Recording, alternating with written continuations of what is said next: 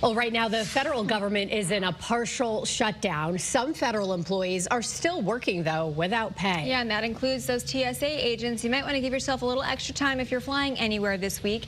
Your reporter Taylor Knight live at Bradley International Airport for us this morning. Taylor, this is typically a very busy time at the airport in general. How are you noticing anything there this morning?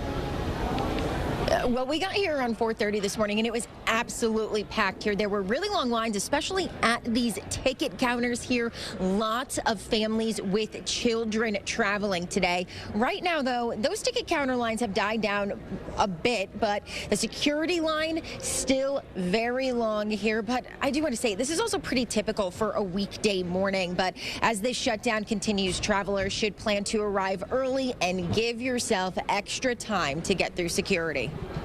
The Department of Homeland Security officially shut down at 12:01 a.m. on Saturday after Congress failed to pass a bill to fund its operations before a stopgap measure lapsed.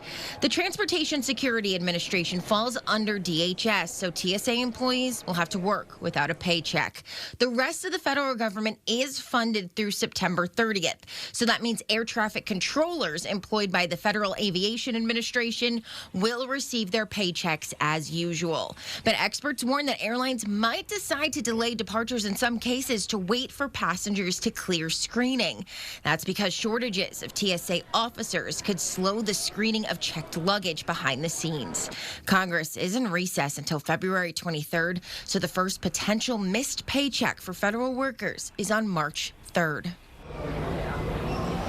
Airlines are urging you to check your flight status continually in the couple of days leading up to your flight to make sure you're getting to the airport on time. And as always, give yourself plenty of extra time to make it through that security line.